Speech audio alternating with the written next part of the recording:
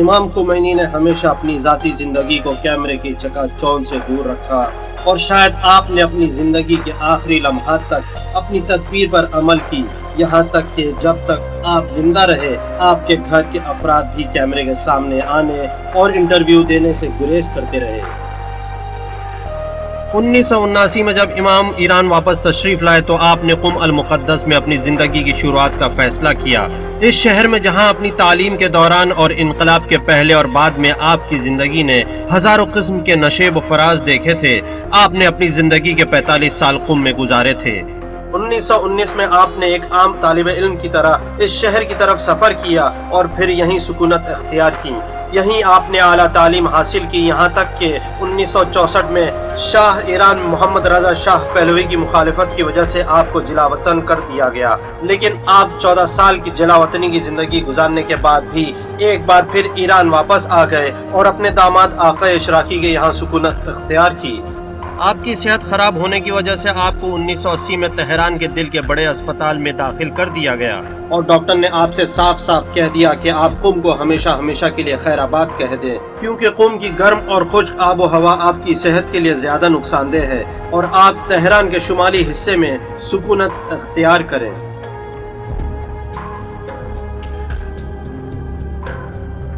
شروعات میں یہی کوشش کی گئی کہ آپ شاہ ایران کے کسی ایک محل میں رہنے لگیں، کیونکہ شاہ اور اس کے حواریوں کے فرار ہونے کے بعد اس کے محل ابھی تک خالی پڑے تھے۔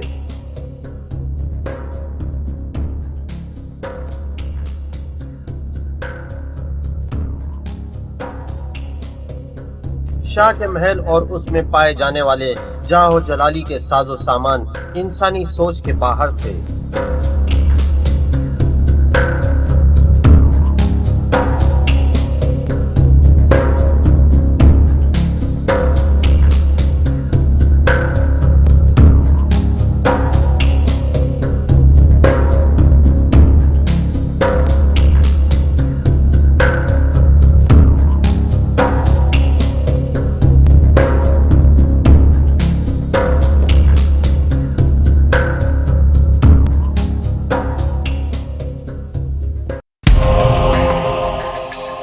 امام نے شاہ کے کسی محل میں رہنا پسند نہیں فرمایا اور اپنے دفتر والوں سے تہران کے کسی محلے میں معمولی سا گھر تلاش کرنے کے لیے کہہ دیا۔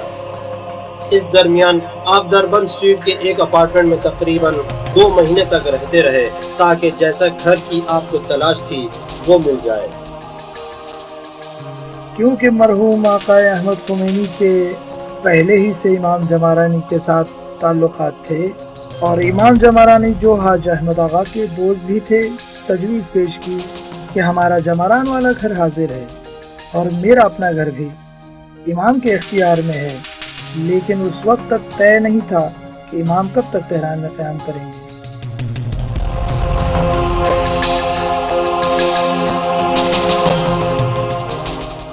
15 जुलाई 1980 से इमाम ने तेहरान के एक मोहल्ले जमरान में रहना शुरू कर दिया। उस वक्त आपकी उम्र 78 बरस थी। आप मुसलसल यहीं रहने लगे, बाहर आना जाना बिल्कुल बंद कर दिया। आपका इंतकाल भी यहीं हुआ। इस मोहल्ले में आपने 8 साल और 10 महीने गुजारे थे।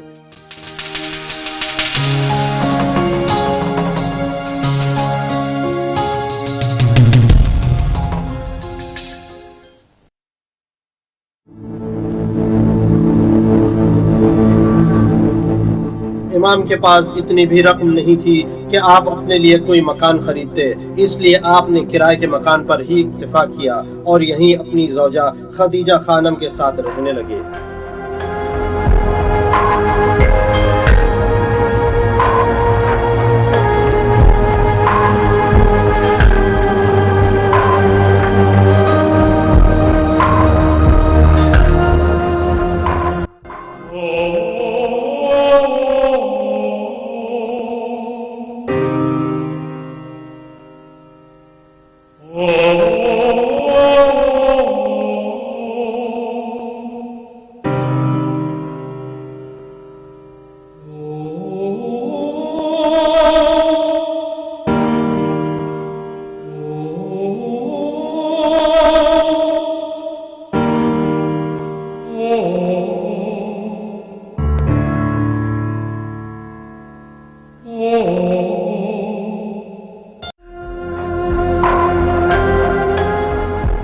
इमाम ने अपना ज्यादातर वक्त इसी कमरे में गुजारा था।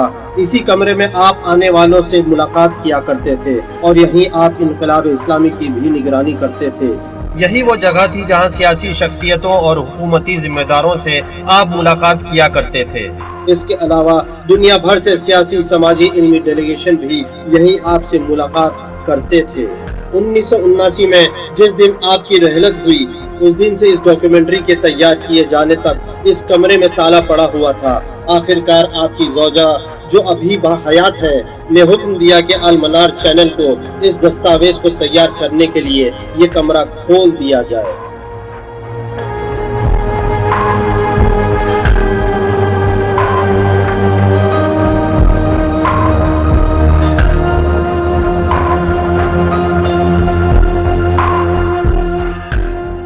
इसी घर को लगकर जमारान का हुसैनिया मौजूद है। ये वो जगह है जहां रसूल इस्लाम के नवासे हजरत इमाम हुसैन अलैहिस्सलाम की अज़ादारी होती है, जिनको करबला में शहीद कर दिया गया था। ईरान में एक तरीका ये भी राइज है कि अज़ाए हुसैन के अलावा उमूमी जलसात और इल्मी नशिस्तें भी मुनक़्क़िद होती हैं।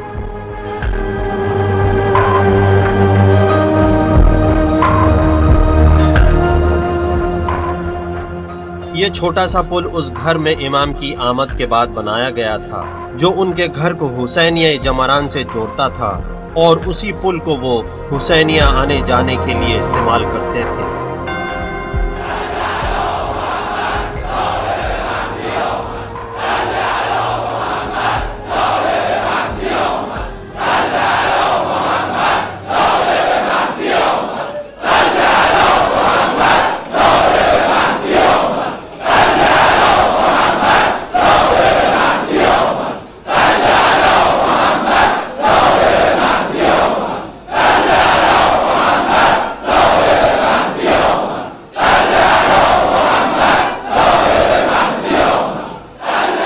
इसके अलावा एक अहम वजह इमाम खुमैनी की क़यादत और उनकी कायदाना सलाहियतें थी, क्योंकि ऐसे हालात और शराइत गुज़िश्ता ज़माने में भी मौजूद थे।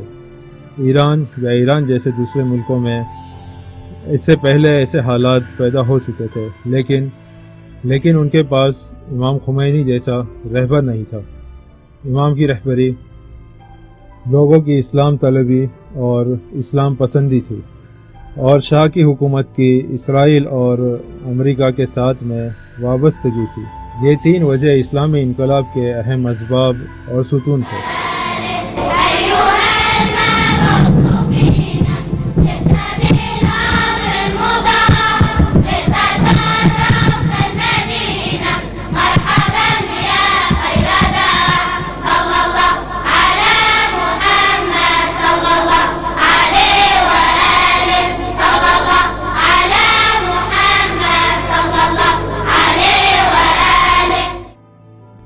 امام خمینی کی عادت تھی کہ نماز ظہر سے پہلے اپنی عمر کے مطابق ورزش کرتے تھے اور گھر کے صحن چہل قدمی کے ساتھ کچھ دوسرے امور بھی انجام دیتے تھے۔ اپنا چھوٹا ریڈیو بھی ساتھ رکھتے تھے جس سے مجلس کی کارروائی اور رپورٹ سنتے تھے۔ شاید آپ کو یقین نہ آئے کہ امام کا نظم ایک مثال تھی، یعنی اگر وہ 1:10 پر دسترخوان پر نہیں آتے تو ہم سمجھ جاتے کہ کسی مسئلے میں گھرے ہوئے۔ جا کر دیکھا تو پتہ چلا کہ آغا احمد ان سے سوال کر رہے تھے، ورنہ وہ ہمیشہ ٹھیک وقت پر ہی کھانا کھاتے تھے۔ خانمدہ بابا ہمیشہ کہتی تھیں مثلاً اگر امام کا معمول 10 بجے کھانا کھانے کا ہے اور کھانا اگر 15 منٹ یا آدھا گھنٹہ پہلے دے دیتے تو کہہ دیتے کہ نہیں ابھی وقت باقی ہے۔ اگر چاہتے کہ چائے لے جائیں، مثلا امام ظہر کے بعد چائے پئیں، تو آپ گھڑی کی طرف نظر ڈالتے اور کہتے کہ ابھی کچھ وقت باقی ہے۔ مزے کی بات یہ ہے کہ اگر لے بھی جاتے تو وہ چائے نہیں پیتے، کیونکہ وہ ٹھیک 4 بجے چائے پیتے تھے۔ اگر پہلے لے جاتے تو نہیں پیتے، اس لیے نہیں کہ ہمیں تمکین کریں بلکہ اپنے نظم کو باقی رکھتے تھے۔ امام جس وقت قم المقدس کے مدرسہ فیضیہ میں زیر تعلیم تھے اس وقت سے ہی اپنی عبادتوں کے لیے ایک مخصوص نظم و ضبط پر عمل پیرا تھے۔ مشغولیت اور 9 سال کی ذاتی بیماری بھی آپ کی عبادت کے ضابطوں میں خلل نہیں ڈالتی تھی۔ امام کی سب سے اہم صفت ان کی قرآن سے محبت ہے۔ شاید آپ کے لیے باعث تعجب ہوگا کہ امام ہم روز 7 مرتبہ قرآن کی تلاوت کرتے تھے، اور ایک قول کے مطابق امام روزانہ قرآن کے 3 پاروں کی تلاوت کرتے تھے۔ آپ نماز صبح سے پہلے اور بعد میں قرآن پڑھتے، صبح 9 بجے قرآن پڑھتے، نماز ظہر سے پہلے اور ظہر کے بعد قرآن پڑھتے تھے، نماز مغرب سے پہلے اور بعد میں قرآن پڑھتے 7 مرتبہ۔ امام گریا کرتے تھے لیکن لوگوں کے سامنے نہیں۔ امام کا گریا رات کی تاریکیوں میں ہوتا تھا۔ امام ہر رات اذان صبح سے 2 گھنٹہ پہلے بیدار ہوتے تھے۔ جوانی سے ہی ایسے تھے۔ جو لوگ امام سے مانوس تھے وہ جانتے تھے۔ اس وقت جب 16 سال کے طالب علم تھے ان کی نماز شب کبھی ترک نہیں۔ میں نے خود دیکھا ہے کہ امام نماز شب میں بہت گریا کرتے تھے، یعنی امام کی حالت ایسی ہوتی تھی کہ نماز شب میں اکثر اتنی شدت سے گریا کرتے تھے کہ آنسو صاف کرنے کے لیے ٹیشو پیپر کافی نہیں ہوتا تھا، اس لیے ان کے نزدیک تولیہ رکھ دیا گیا۔ اس سے فطری طور پر ہم متاثر ہوتے تھے۔ اون که فهمیده است که یک طرف دیگری هم هست، فهمیده است که این دنیا معبر است برای اون عالم، اون دیگه خوف ندارد، آرزوش این است که به مقصدش برسد. الهی حبلی کمال الانقطاع الیک و امر ابصار قلوبنا بضیاء نظرها الیک حتی تخرق ابصار القلوب حجب النور وتصل الى معدن العظمه وتسیر ارواحنا معلقة بعز قدسک.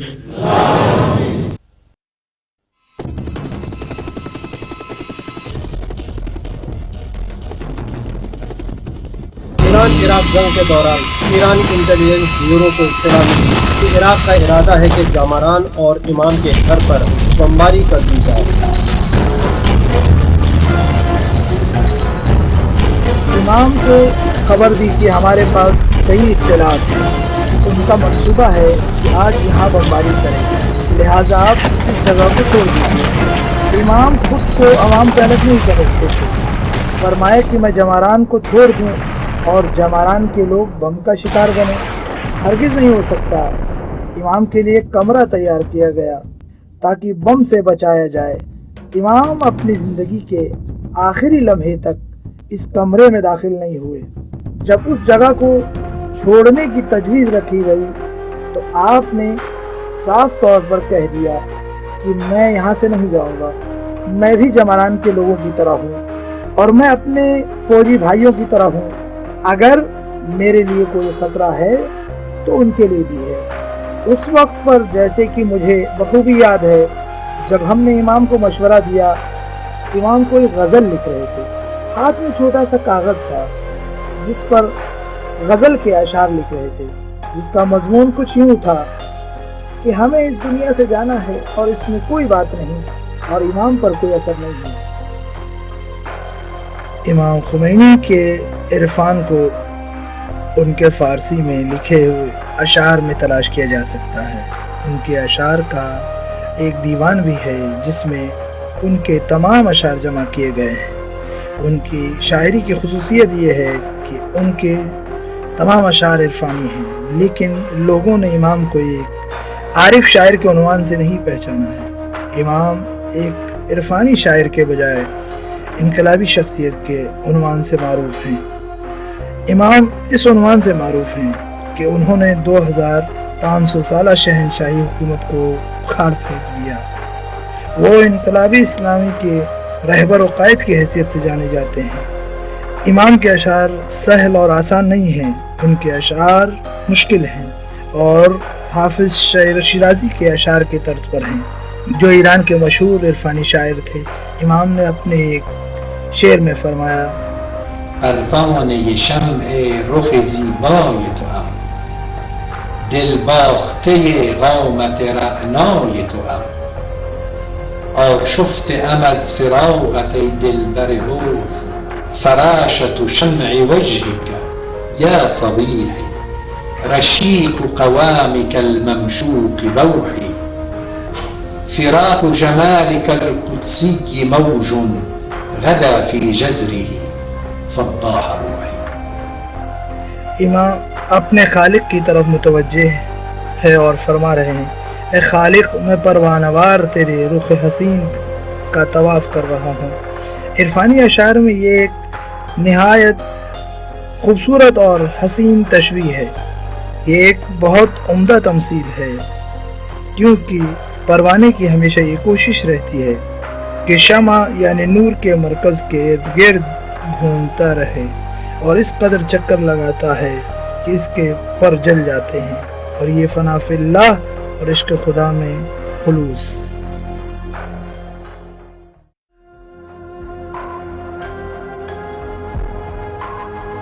कौमी और सियासी मसाइल में बेहद मसरूफियात के बावजूद आप अपने घर के लिए एक मुनासिब वक्त निकाल कर उनकी दिलजोई करते थे, खासकर अपनी अहलिया खदीजा खानम अपने बेटों और पोतों के लिए।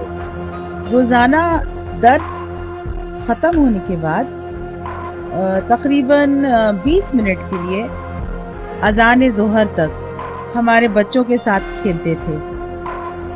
बच्चे जो खेल खेलते थे इमाम उनके साथ वही खेल खेलते थे, हर खेल खेलते थे।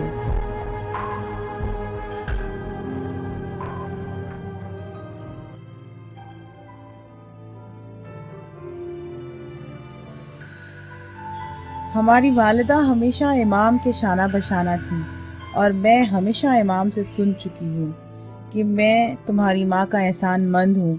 मैंने हमेशा इमाम को ये कहते हुए सुना है कि मैं तुम्हारी माँ का एहसान मंद हूँ, और हमेशा हमारी वालिदा के बारे में हम लोगों को नसीहतें करते रहते थे।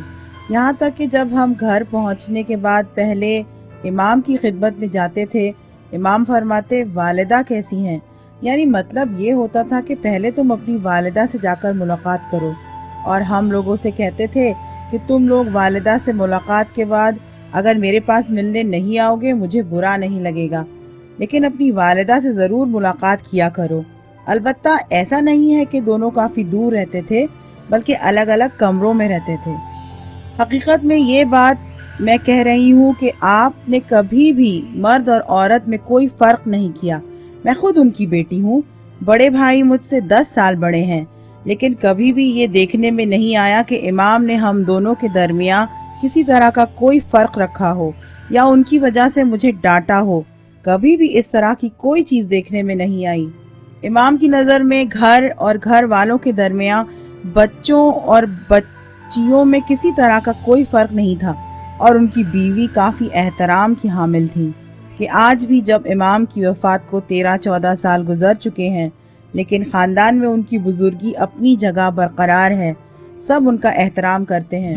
البته باید توجه داشته باشید که حجابی که اسلام قرار داده است برای حفظ اون ارزش‌های شماست.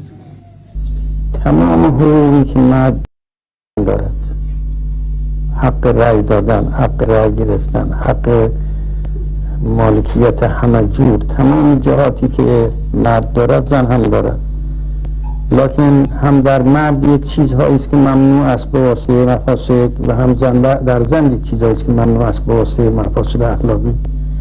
اون که اسلام جلوش را گرفته چیزهایی که مفسده دار بوده است، چیزهایی که برخلاف عفت زن بوده و زن را خواسته است که یک حیثیت انسانیش محفوظ باشد و ملعبه در دست مردها نباشد.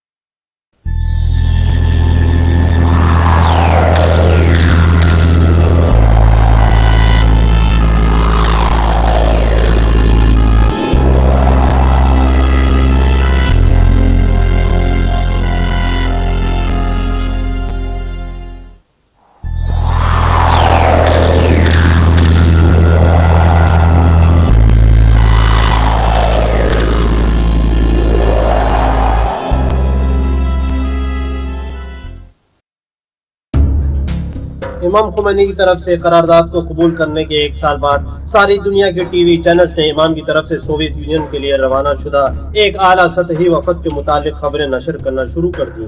یہ وفد سوویت یونین کے اس وقت کے صدر میخائیل گورباچوف کے لیے امام خمینی کا ایک پیغام لے کر روس جا رہا تھا. عرض خدمت ہے کہ ہم روس پہنچے، رات سو کر گزاری، بہت مشکل سے وہ رات گزری تھی کیونکہ وہ غیر اسلامی ملک تھا. ساری دنیا امام کے پیغام کے مضمون کو جاننے کے لیے پریشان تھی. امریکیوں نے اس سلسلے میں زیادہ چھان بین کرنے کی کوشش کی. اکثر لوگوں کا خیال تھا کہ ایران روس کی مدد سے اپنی تجدید نو اور اپنا استحکام چاہتا ہے، ساتھ ہی اپنی فوج کو مضبوط کرنے کے لیے اس کی خرید سے متعلق بھی گفتگو کرنا چاہتا ہے. مزے کی بات تو یہ ہے کہ خود میخائیل گورباچوف اور ان کے سیاسی معاون کا بھی کچھ ایسا ہی خیال تھا، لیکن وہاں جو کچھ رونما ہوا اس نے ہر شخص کو حیرت میں ڈال دیا. جناب عزت مآب گورباچوف، صدر جمہوریہ سوویت یونین، آپ کے ملک کو درپیش مسئلہ حقیقت میں آزادی، مالکیت یا اقتصاد کا نہیں، بلکہ آپ کا اصل مسئلہ حقیقی خدا پر ایمان کا نہ ہونا ہے. یہ وہی مسئلہ ہے کہ جہاں سے آگے جانے کا کوئی راستہ نہیں. آپ کی سب سے بڑی اور اصلی مشکل خدا یعنی خالق کائنات کے ساتھ ایک طویل عرصے سے جاری جنگ ہے، جس کا نتیجہ اب سامنے آنے والا ہے، اور وہ یہ کہ کمیونزم کو صرف اور صرف تاریخ کے میوزیم میں ہی تلاش کیا جا سکے گا. اس کی وجہ بھی یہ ہے کہ کمیونزم ایک مادی مکتب فکر ہے اور مادیت کے ذریعے بشریت کو عدم معنویت اور روحانیت کے بحران سے باہر نہیں نکالا جا سکتا.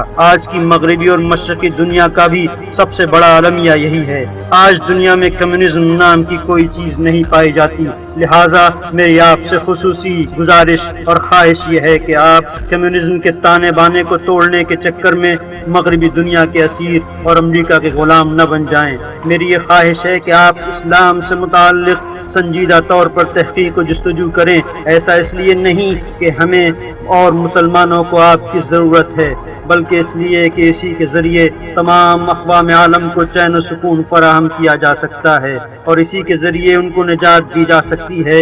یہی وہ راستہ ہے جس کے ذریعے بشریت کی بنیادی مشکلات کو حل کیا جا سکتا ہے. والسلام علی من اتبع الہدی. یہ وفد ایران واپس آ گیا، لیکن امام کے پیغام کا جواب نہیں آیا، یہاں تک کہ 2 مہینے کے بعد اس وقت کے روس کے وزیر خارجہ ایران کے دورے پر آئے اور اپنے ساتھ امام کے پیغام کا جواب بھی لے کر آئے. از حضرت امام بسیار متشکرم از دادن فرصت برای ملاقات با شما. جناب امام доброго здоровья. Спасибо большое. متشکرم. У меня есть поручение, Ваше Пресвященство, вручить посланничество, ответное послание Михаила Сергеевича Горбачева. Товарищ Горбачев Михаил Сергеевич указывает послание, что ваше обращение к генеральному секретарю ЦК КПСС наполнена глубоким философским смыслом. Все советские руководители, все члены советского руководства ознакомились с текстом вашего послания. Безусловно, со многими фундаментальными положениями мы согласны, а некоторым можно и спорить. امام خمینی نے روس کے وزیر خارجہ کی بات کو کاٹتے ہوئے فرمایا کہ ولی ایشون بگید که من میخواستم که جلوی شما یه فضای بزرگتر باز کنم. Спасибо за это послание. Передайте ему, что я бы хотел поговорить с ним в более общем плане. Но тем не менее, на то свое послание я ответ не получил. امام حیرت و تعجب میں ڈوبے ہوئے روس کے وزیر خارجہ کی طرف توجہ کیے بغیر کمرے سے باہر تشریف لے آئے. وزیر خارجہ نے جلدی تہران کو ترک کر دیا، لیکن اس بار ان کے سوٹ کیس میں جواب کے بجائے متعدد سوالات پائے جاتے تھے.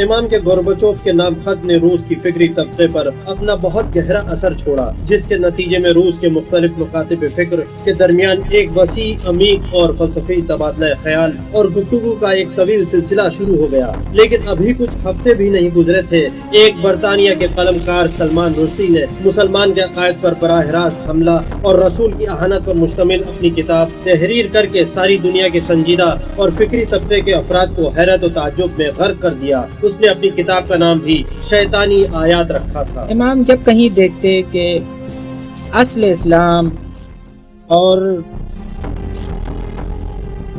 اصل نبوت کو کوئی خطرہ پیش ہوتا تو ذرا بھی رعایت کے قائل نہ تھے، چاہے شاہ کی سلطنت کے خلاف ہو یا دنیا کے خلاف.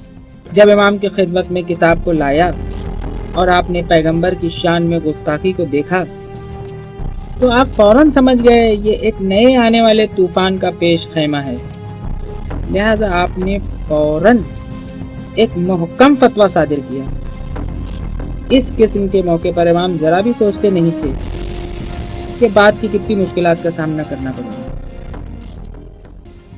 تنهایی بدون اینکه وحشت بکند خدا نخواسته بیاد اینجا و به خدا جسارت بکنه، این به جنگ مسلمین بر نخواسته.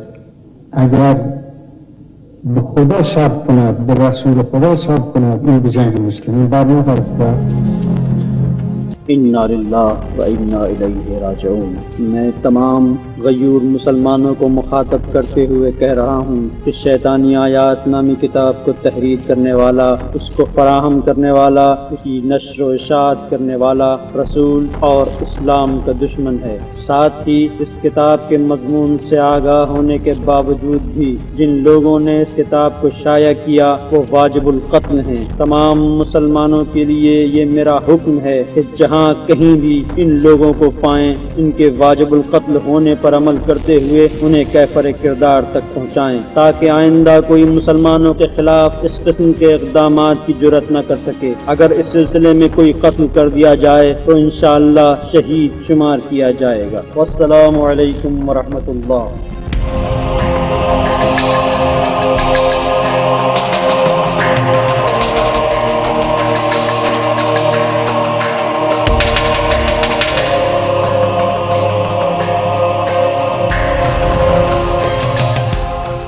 امام خمینی کے اس فتوے کو سیاسی دنیا میں بہت شدید مخالفت کا سامنا کرنا پڑا.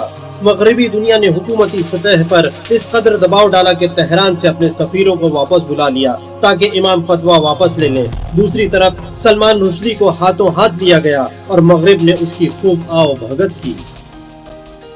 One of the things I have tried to solve throughout this time is that it's not only I who am the target, and that in many ways I am the best protected target, because I'm the one who has state police looking after me, etc.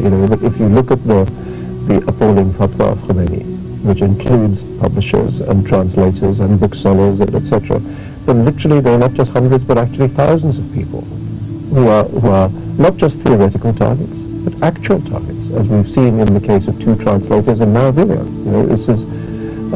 This is not a theoretical problem. It's not a problem of just one person. It's a problem of a terrorist state which attacks in this incredible way anybody who it happens to disagree with. लिहाजा उन्होंने एक खोखले और बेसरो पैर के आदमी को पैगंबर इस्लाम की आनत पर आमादा किया कि वो आपकी शान में गुस्ताखी करे और खिताब लिखे, फिर उसको नष्ट करे, इनाम से नवाजे।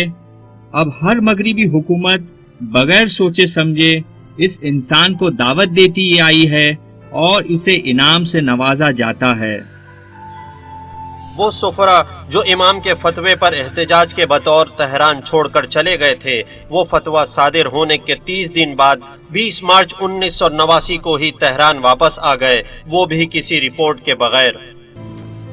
الان میتواند یه سفارتخانه، هر سفارتخانه میخواد باشد، میتواند که به حکومت ما، به دولت ما یه چیز تحمیل کنند.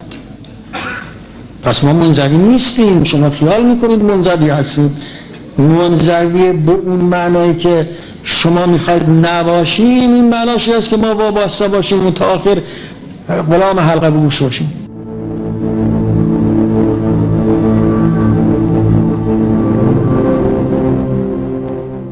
1989 کے آغاز میں دنیا کے سارے radio station, T V channel, اخبارات اور رسالے صرف ایک ہی موضوع پر گفتگو کر رہے تھے، اور وہ یہ کہ امام کے بعد آپ کا جانشین کون ہوگا۔ اور یہ وہ زمانہ تھا جب اس وقت کے رہبر کے قائم مقام جناب منتظری کئی بار اپنا استعفیٰ پیش کر چکے تھے۔ جناب منتظری پہلے دن سے ہی رہبریت کے لیے ایک امیدوار نہیں تھے۔ خود انہوں نے اظہار کیا تھا کہ ضروری نہیں کہ مجلس خبرگاں مجھے انتخاب کرے۔ مجلس خبرگاں کو ایک خط لکھا اور 3-4 نکات کی طرف اشارہ کیا تھا۔ مجلس خبرگان رہبریت کے سلسلے کی پہلی خبرگان، نہ کہ قانونی اساسی کی خبرگان۔ ان کا نظریہ یہ تھا کہ ذمہ داری کی تعین ہونی چاہیے، اور جب یہ ہو گیا تو کہا گیا کہ اس مسئلے کو پوشیدہ رکھا جائے، کسے بتائے نہیں۔ شاید یہ قانون نہیں تھا، کیونکہ قانون میں رہبری کے جانشین کے لیے کوئی خانہ ہی نہیں تھا، قانون اساسی میں بھی نہیں تھا۔ 1983 میں مجلس خبرگان نے جناب منتظری کو امام کے جانشین کے عنوان سے منتخب کر لیا، لیکن 1986 میں تحریک آزادی کے سربراہ مہدی ہاشمی کی گرفتاری کی وجہ سے اختلافات رونما ہو گئے۔ مہدی ہاشمی پر بہت سے الزام لگے، جیسے قتل، اغوا اور غیر قانونی سرگرمیوں میں عمل دخل، اور ان میں بہت کچھ پوشیدہ رہ گیا جو میڈیا میں نہیں آ سکا، جس میں مہدی ہاشمی کا پڑوسی ملکوں میں مختلف سرگرمیوں میں بڑھ چڑھ کر حصہ لینا، جس کا ایران کو بہت بڑا حساب چکانا پڑا۔ ایران میں مہدی ہاشمی کی سرگرمیوں سے پردہ اٹھنے کے بعد جو چیز دوسرے ملکوں کے ہاتھ لگی وہ کچھ اور ہی تھی جو بعد میں سامنے آئی۔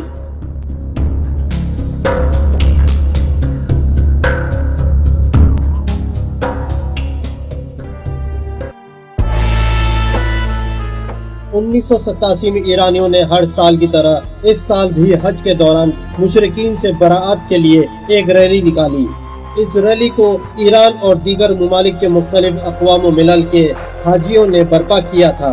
جب 1,50,000 حاجی مکے کی سڑکوں پر آگے بڑھ رہے تھے اور امریکہ اور اسرائیل کے خلاف نعرے لگا رہے تھے، سعودی فوجیوں اور پولیس نے ان پر گولیاں برسانا شروع کر دیا، جس کے نتیجے میں ایران، لبنان، فلسطین، پاکستان، عراق اور دوسرے ممالک سے 400 سے زیادہ حاجی قتل کر دیے گئے اور 5000 سے زیادہ زخمی ہو گئے تھے۔ ساتھ ہی پہلے سے طے شدہ پروگرام کے مطابق بہت سے حاجیوں کو گرفتار کر لیا گیا۔ قتل ہونے والوں میں زیادہ تر بوڑھے تھے جو بھاگ نہیں سکتے تھے، یا وہ بے بس عورتیں تھیں جو جائے امن تلاش نہیں کر سکتی تھی۔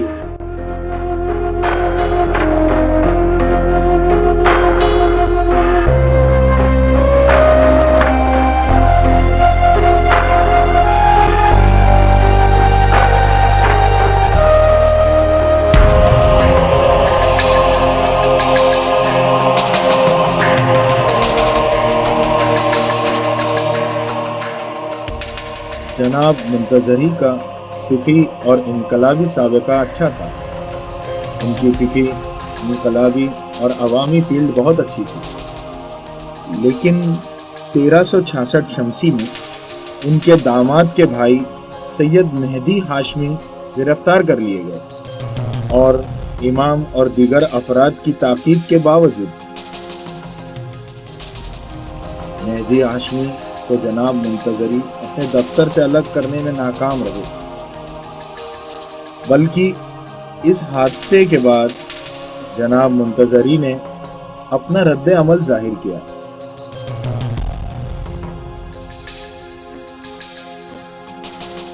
اپنے درس کو بند کر دیا اور ملاقات کرنا بند کر دیا۔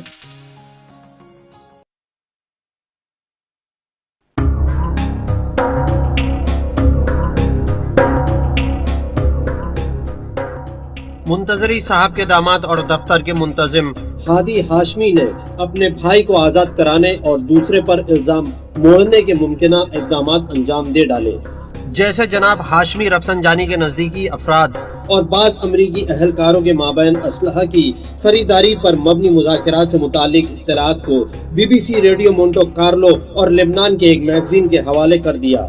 امریکیوں سے ایرانیوں کے اسلحہ کی خریداری لبنان میں قید امریکی افراد کی رہائی کے عوض عمل میں آئی تھی۔ ابھی اس فتنے کی آگ بجھنے بھی نہیں پائی تھی کہ مہدی ہاشمی کی طرفداروں نے ہاشمی رفسنجانی کے خلاف ایک دوسرا فتنہ کھڑا کر دیا۔ اس مرتبہ امریکہ کے نیشنل سیکیورٹی کا چیف میکفرلین اچانک تہران ہوائی اڈے پر رونما ہوتا ہے۔ میڈیا میں خبر چھپ جاتی ہے کہ جناب ہاشمی رفسنجانی سے ملاقات کے لیے آیا ہے، لیکن میکفرلین تہران کے آزادی ہوٹل میں 3 دن رک کر واپس چلا جاتا ہے۔ ہاشمی رفسنجانی نے پریس کانفرنس بلائی اور صاف صاف کہہ دیا کہ امریکی خود مجھ سے رابطہ برقرار کرنا چاہتے ہیں، جبکہ میرا ایسا کوئی ارادہ نہیں ہے۔ دو بھائیوں ہادی اور مہدی کا مسئلہ ایران کے داخلی حدود کو پار کرتا ہوا سرحدوں سے باہر نکل گیا۔ یہ وہ زمانہ تھا جب جناب منتظری صاحب ان دونوں کی حمایت کر رہے تھے۔ منتظری صاحب کی اپنی دفتر کے منتظم کی پشت پناہی عوام اور میڈیا پر اپنا اثر چھوڑ رہی تھی۔ 10 دسمبر 1987 کو امام خمینی نے جمہوریہ اسلامی ایران کی اس وقت کی حکومت کے ذمہ داروں کے ساتھ اپنے گھر پر ایک ہنگامی میٹنگ طلب کی۔ جناب منتظری بھی اس میٹنگ میں شریک تھے۔ بسم اللہ الرحمن الرحیم۔ که من زحمت دادم که آقایان تشریف بیارند. جهت مهمش این بود که این وصیت‌نامه سیاسی الهی من یکیش باید به مجلس برد و یکیش به خراسان، به آستانه. آقایون کسی را تعیین کنن، اشخاصی را که اونو ببرن به مجلس و اشخاصی را که ببرن به چیز، یعنی با یکی از این آقایون خودمون ببرن به مشهد. شما تعیین کنید 2 نفر 2-3 نفر را که همراه این برن. یعنی بنده تعیین کنید یا آقایون فهمیدید که همه همراه. اس میٹنگ کو مغربی میڈیا نے بہت زیادہ اہمیت نہیں دی، جبکہ امام کا وصیت نامہ جو زیادہ تر سیاسی پہلو کا حامل تھا اس وقت مورد بحث قرار پایا جب جناب منتظری کا استعفیٰ اور امام کے جانشین کا مسئلہ نہایت حساس بن گیا تھا۔ وصیت نامے میں کس قدر تبدیلیاں ہوئیں یہ کافی عرصے تک سامنے نہیں آ سکا۔ یہ تبدیلیاں آئندہ رونما ہونے والی بڑی اور اہم تبدیلیوں کا مقدمہ تھی، وہ تبدیلیاں جو ایرانی قانون کو بھی شامل تھی، خصوصاً امام کے بعد آپ کے جانشین اور رہبر کے انتخاب سے متعلق بند۔ اس میٹنگ کے کچھ مہینے گزرنے کے بعد امام کے براہ راست حکم کی بنیاد پر مہدی ہاشمی کو گرفتار کر لیا گیا اور ان پر لگے ہوئے متعدد الزامات کی فہرست امام کی خدمت میں پیش کی اور اس کے ایک مہینے بعد ان کو سزائے موت دے دی گئی۔ ظاہر ہے جناب منتظری اس اقدام سے ناراض تھے۔ جناب منتظری کے انہی سب فیصلوں کی بنیاد پر یہ قطعاً ممکن نہیں تھا کہ ایک ایسے شخص کشتی انقلاب کا ناخدا بن جائے اور رہبریت کے مقام پر فائز ہو اور مستقبل میں نظام اسلامی کی رہبری کرے۔ جانشین کا عہدہ نہیں دیا جا سکتا ہے۔ حقیقت تو یہ ہے کہ رہبری کے صفات میں شجاعت، استحکام اور حق بیانی نہایت ضروری ہے۔ منتظری صاحب نے جو امام خمینی کے جانشین تھے اپنے رہبر کو خط لکھ کر سزائے موت پر عمل درآمد کو روک دینے کا مطالبہ کیا اور انہوں نے اپنے خط میں قانون اور عدالتی احکامات کے متعلق بے توجہی اور لا علمی پر اپنا اعتراض جتایا اور کہا کہ یہ انتقامی کارروائی کے سوا کچھ اور نہیں ہے۔ و ما امروز قضیه شخصی نیست که یک کسی معصیت خدا را میکند و معاقب است. این به اندازه شخصیت خودش و به اندازه حال خودش معاقبه. ما اگر امروز صحبت با هم بکنیم قضیه یک ملت در کار است، قضیه ملت های اسلامی در کار است، قضیه اسلام در کار است، قضیه ارزش های الهی در کار است. ولو اینکه هر مقدار هم یک نفری آدمی باشد که به ظواهر خیلی اعتقاد داشته باشد و خیلی هم دنبال ظواهر باشد، لکن وقتی که در قلبش هوای نفسانی باشد قهرن این هوای نفسانی او را دنبال میکند. این هوای نفسانی در همه هست، نمیشد تعرضش نمیشد کرد. البته در موقع اگر خدای نخواسته یه وقت ما ببینیم که میخواد یه همچین چیزی واقع بشد، تکلیف شرعی این است که با هر ترتیبی که میشد جلوشو بگیریم، ولو به افشا کردن، ولو به این که یک نفری را قربانی کنیم برای یک ملت، یک دسته را قربانی کنیم برای یک ملت. جناب منتظری نے مرصاد آپریشن کے بعد جو منافقین کا کما کرنے کے لیے انجام دیا گیا، امام خمینی کو ایک خط لکھا اور یہ خط افسوس کے ساتھ کہنا پڑ رہا ہے کہ بجائے اس کے کہ اسے امام کو دیا جاتا، London radio, B B C اور دنیا بھر کے سارے میڈیا کو دیا گیا اور دشمن نے اس کا غلط استعمال کیا۔ اس موقع پر امام نے سخت قدم اٹھایا اور جناب منتظری کو رہبری سے معزول کر دیا یا اپنی نیابت کے مقام سے معزول کر دیا۔ میں آپ کو نصیحت کرتا ہوں کہ آپ گزشتہ غلطیوں کو تکرار نہ کریں۔ میری آپ کو یہ نصیحت ہے کہ اپنے ارد گرد سے ایسے افراد کو دور کر دیجئے جو مخلص نہیں ہیں۔ اسلامی نظام کے دشمنوں سے خود کو محفوظ رکھنے کی کوشش کیجئے جو اسلامی لباس میں آپ کے پاس موجود ہیں۔ میں تہ دل سے آپ کا شکر گزار ہوں کہ آپ نے جانشینی کے فرائض کے سلسلے میں یہ کہا کہ میں اس امر کو انجام نہیں دے سکتا۔ آپ کا استعفیٰ قبول کر لیا گیا۔ امام کی زندگی کے آخری ایام واقعات و حوادثات سے بھرے ہوئے تھے۔ سن و سال بڑھ جانے اور اپنی جسمانی کمزور حالت کی بنا پر آپ ایک دن بھی آرام و سکون سے نہیں بیٹھ سکے۔ ابھی جنگ ختم بھی نہیں ہوئی تھی کہ آپ نے میخائیل گورباچوف کے نام ایک پیغام ارسال کیا، سلمان رشدی کے قتل کا فتویٰ صادر کیا، جناب منتظری کو معزول کیا اور ایران کے قانون میں تبدیلیاں کر کے اس کی اصلاح کی۔ یہ تمام واقعات جون کے مہینے سے پہلے کے ایام کے ہیں، وہ غم انگیز مہینہ جو آہستہ آہستہ قریب آتا جا رہا تھا۔